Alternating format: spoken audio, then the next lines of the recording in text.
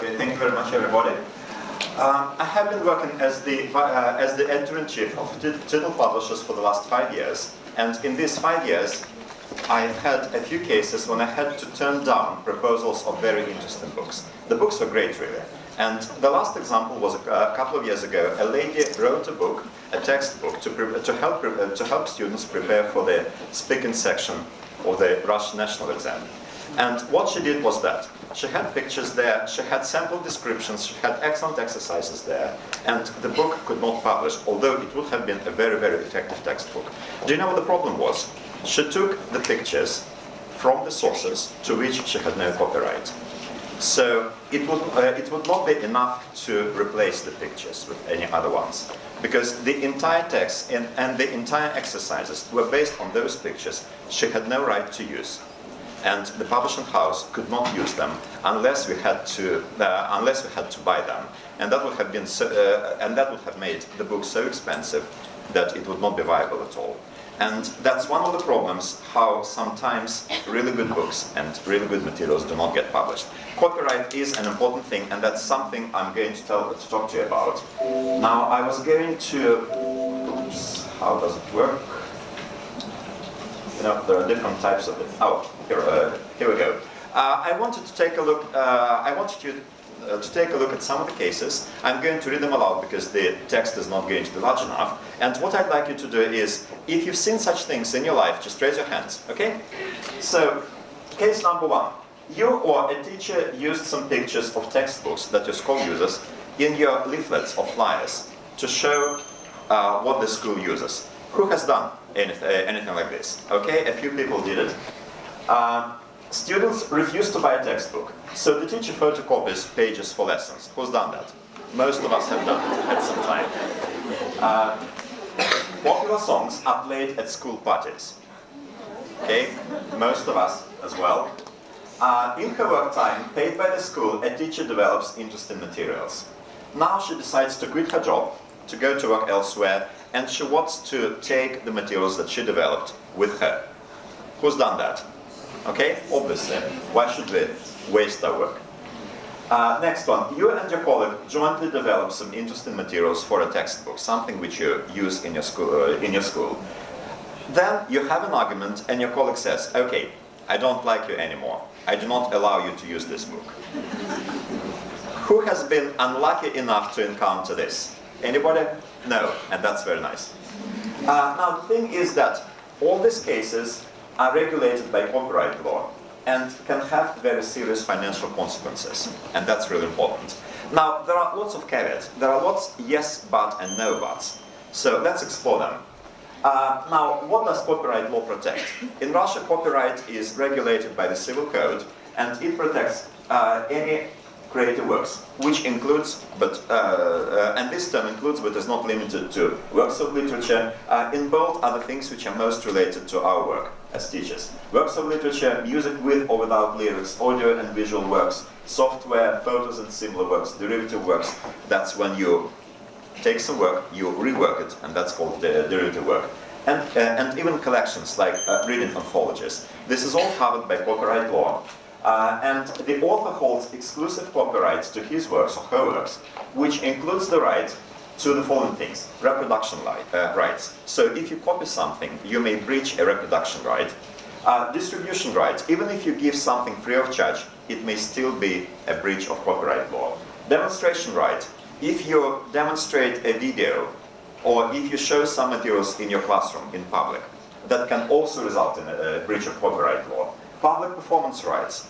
You come on stage, you sing a song, the public overhears you. No matter whether they're happy with your performance or not, it may still be a problem. Broadcasting rights.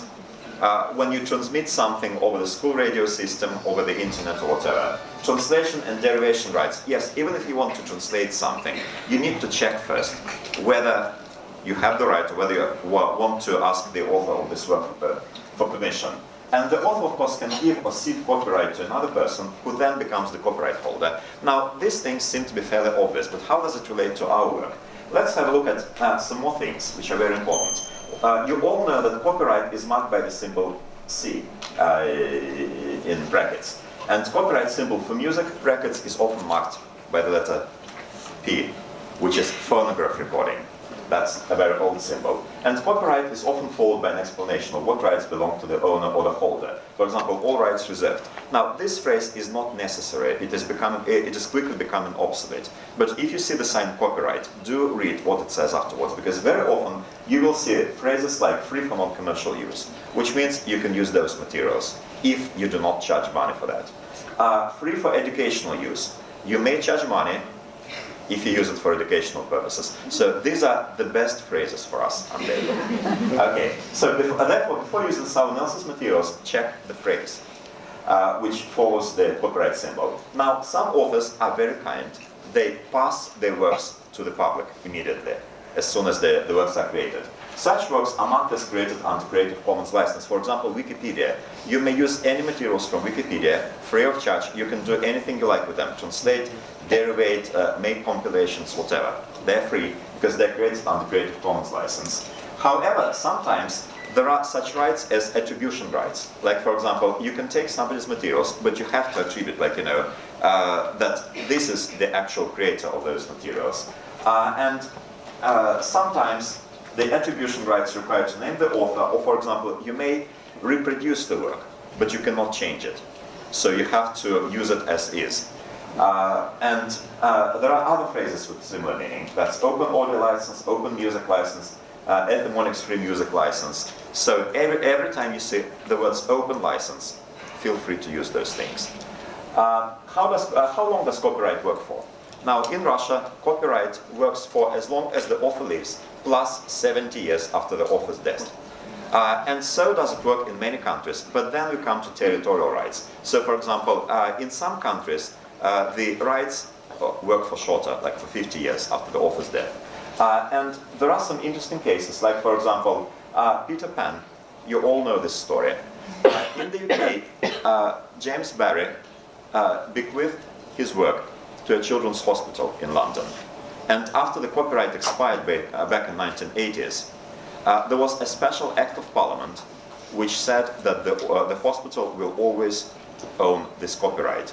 So all the money from sales on the territory of the UK goes to this hospital. But outside the UK, the book is now in public domain, so you can use it, you can reproduce it, unless you do it in the UK. That's why it's important sometimes to check whether there are some specific things. Now, some of you may have read the book about Anne of Green Gables by Lucy Maud Montgomery. She was a Canadian writer, and when she died, it was stated by the law, so the character was registered. So the copyright has expired. You can reproduce the book, you can do what you like with it, but you cannot write a sequel because you have no rights to the character. The rights to the character belong to the foundation of Lucy Maud Montgomery. And that's another interesting thing, because it means you cannot make pictures. You cannot make puppets. You cannot make dolls that look like Anne of Green Gables. And that's really interesting, because unknowingly, even though you know that the book is in public domain, unknowingly you may breach the copyright law and get huge fines. And after the copyright protection term expires, the work enters public domain. What does it mean for us as teachers? What can we use, and what should we be very careful with? What we can do, we can use works that are in the public domain, whether because the copyright has expired, sorry, of course it's not expired, or because they were given to the public by the author. If it's in public domain, feel free to do whatever you like with it. But you need to obtain permission to use, even if you want to perform it in public, and that relates to playing popular songs at parties. Works which are protected by copyright, even for educational purposes, unless otherwise is stated by the copyright holder. In some countries, there is the concept of fair use. Like, for example, in the USA, there is this legal concept which allows you to use insignificant amounts of works, to copy them if it doesn't affect the economic status of this work. But there is no such thing in Russia. Now, there are some sources for you to get those free materials. Like, for example, I think you have all heard about Gutenberg.org. There are over 60,000 books in public domain there. So if you go there, you will find plenty of books there. Another brilliant site is Europeana.eu. 53 million of European works of art, books, videos, and audio recordings. And there are other things like that. Audiobooks. LibriVox.org, a brilliant website with lots of free audiobooks recorded by native speakers in many languages. So if you need that, if you need your students to listen to something and you don't want to worry about the law, you can do that. Loyalbooks.com and some other websites are there too for your use. Photos and pictures. There are also lots of photos and pictures in the public domain. Here are some sites, and take a look at this website because it's called Pics for Learning, and the reason for it is that there are categories like school, environment, and so on, which is very easy to search and very easy to use. There are some websites which contain music, which is in the public domain, like freemusicpublicdomain.com and some others. But frankly speaking, on most of those websites, the music isn't really interesting. But if you're looking for sound effects, if you're looking for something like that, you will not find Madonna's songs or something like that there. But you will find something from obscure authors who want to be well known. So browse that. If you're lucky, you may come across something really. In case the work has multiple authors, like it is an anthology, or for example, you work with your students, you do a project work, and you create something which can be printed as a brochure. Who owns the copyright? Each of the authors has his or her own share, and usually it's equal shares. So each of the co-authors may use his or her part of the work outside the joint work. But if they want to say, I don't allow you to use the entire work, they can't do it. All they can do is they can withdraw their own part of work, and that's it. So this is important because you as a teacher become the co-author of your student's work if you've made an input, if you wrote something too. If you only managed, if you only facilitated, you are not a co-author. It's your students who own the right. So if you write an article and include your students' work, make sure to get your students' permission. And if you create works as part of your official work responsibilities, and this is a legal term, work made for hire, then the copyright of this work belongs to your employer. So if your school responsibilities include materials design, you do not own these rights. They automatically belong to the employer. You cannot say, okay, I've got another job which is more interesting, better well paid, I'll take my materials. You can't do that if this is your work responsibility. But if your employer has not used the materials in 3 years' time, you get your materials back, which is good to know. Now, how can you prove your authorship? First of all, there is this thing which is called poor man's copyright. You send your own work to yourself by post. When you get it, do not open the envelope, because you need to have it stamped, and this is a legal proof that your work existed at a certain point of time. Or alternatively, you can have a notary to authenticate your signature, and the date on the notary's stamp will prove the same thing. The notary cannot prove that you're the author. It only proves that the stamp only proves that at a certain moment you had the right to it, or rather, you had the work.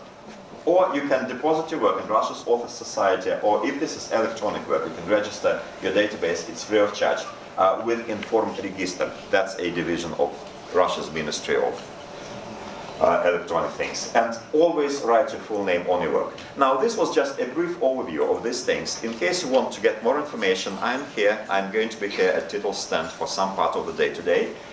There is an online course at englishteachers.ru. I developed that course, so feel free to take a look at that. Yeah, you may join it if you want to at any time. It is available. So this is all that I wanted to say for today. So let me finish like most of our students do. Thank you for your attention. Feel free to ask questions during the break.